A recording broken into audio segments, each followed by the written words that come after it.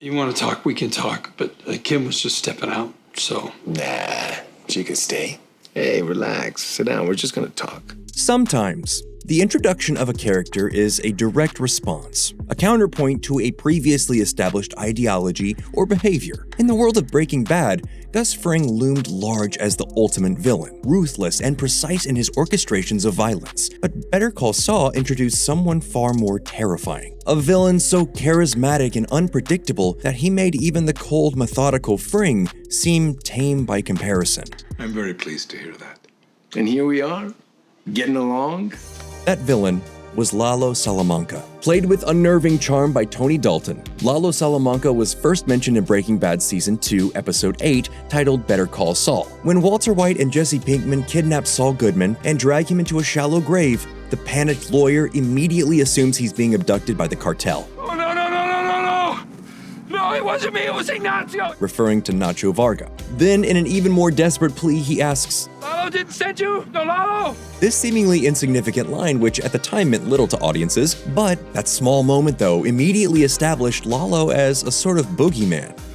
Oh, thank God! The Salamanca family was already established in Breaking Bad through Hector Salamanca, Tuco, and his cousins. Each member of the cartel clan was ruthless, but Lalo was something different. Introduced in Better Call Saul Season 4, he arrives as a replacement for Hector, who is incapacitated after his stroke. At first, Lalo appears to be a more affable and controlled member of the family. Lalo is personable, almost likable. I made this just for you.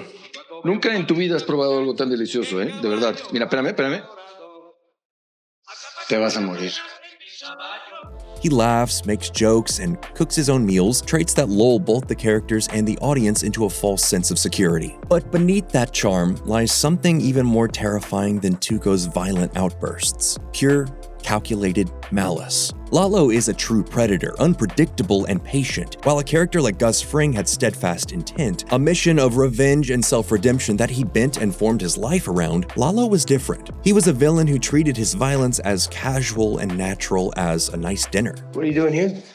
I'm just here to lend a helping hand, make sure the business is running in order. I got a good head for numbers. In one of the most shocking and gut-wrenching moments throughout Better Call Saul, Howard Hamlin meets his tragic and abrupt demise at the hands of Lalo Salamanca. Howard, for all his flaws, was no criminal. He was just an arrogant, privileged lawyer caught in the wrong place at the wrong possible time. As Howard confronts Jimmy and Kim in their apartments, oblivious to the true danger lurking in the shadows, we hear a gust of wind while the camera focuses in on a candle whose flame wavers. Jimmy and Kim have taken their eyes off Howard. Lalo steps in, flashing a casual smirk, and calmly greets them as if they were old friends dropping by for coffee. Who are you? Me? Nobody.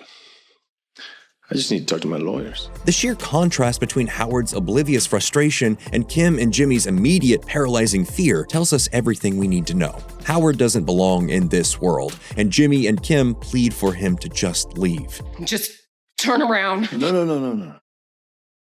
Take your time.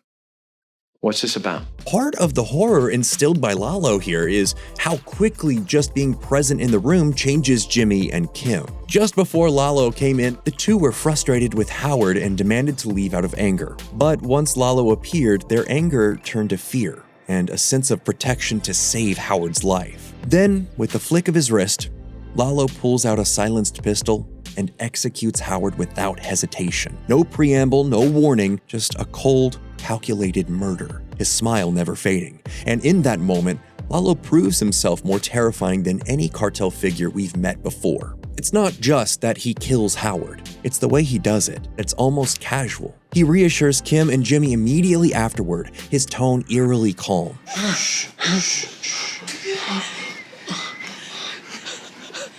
Okay.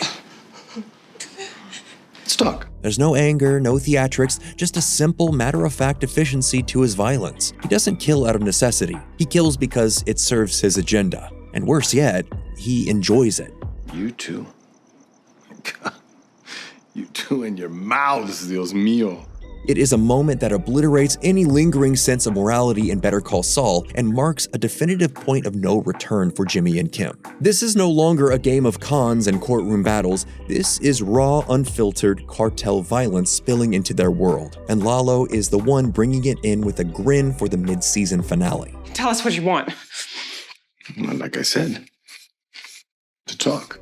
When the following episode aired, it hit the ground running as the camera lingers on the violence, blood splattered along the wall and a large pool expanding down the rug and over the spent bullet case. And yet, Lalo treats the situation as if it's nothing more than an inconvenience. He tries to get the two to focus on him and sit on the couch. Jimmy pleads, but just like he inferred on Breaking Bad, Lalo cannot be reasoned with. He simply smiles and gives them calm instructions. This is where you are going.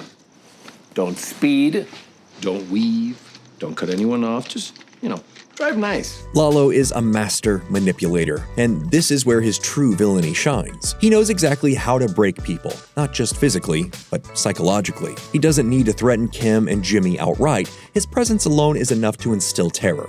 He tells Jimmy to drive to Gus's house and pull the trigger on a man and then take a photo. Lalo doesn't see the difference between a gun and a camera. They're each tools that have the capacity to get him whatever he wants. There's no yelling, no violent outbursts, just a terrifying certainty in his voice, as if this is a simple and natural course of events. Door opens, you point, and you shoot. And you keep on pulling that trigger until it's empty. Simple.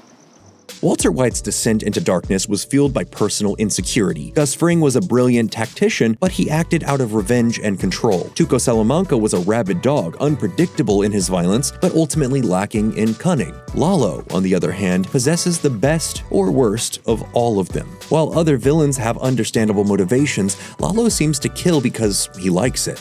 You need it. I know. You're a lawyer and not a killer, but look, you can do this, okay? This guy, he's a house cat. Even his final moments in the series encapsulate who he is. Lalo goes out laughing, grinning, even as he realizes he's been outplayed by Gus Fring. In that moment, he's not angry. He's not bitter. He's amused. Because in the end, he loved the chaos. He loved the power. And most of all, he loved the thrill. Y pues ahora aquí estamos, en este gran hoyo. Gustavo pensaba que estaba armando un imperio y lo único que estaba haciendo era cavar su propia tumba. What makes Lalo Salamanca the most evil villain in the Breaking Bad universe isn't just his body count, though it's extensive. It isn't even the sheer brutality of his murders, though they're among the most shocking in the franchise. It's his mentality, and part of that stems from the masterful performance of Tony Dalton. A character like Lalo, one who is constantly walking a tightrope, isn't easy. It's knowing when to restrain and let loose. Something Dalton made look effortless in his portrayal. For a minute there, I thought I was going to be swallowing condoms filled with heroin. No, maybe later. Lalo stands apart as one of the most menacing figures in the Breaking Bad universe. His origin within Better Call Saul is not just a product of narrative necessity, but also a result of a throwaway line in Breaking Bad that evolved into something far greater. Lalo's character was built from a single moment of tension and transformed into a figure of legend, a cartel prince with a perpetual grin, a predator in human skin. So what do you think? Who are some other terrifying villains who shook you to your core? Let us know down in the comments below, and as always, thank you for watching Nerdstalgic.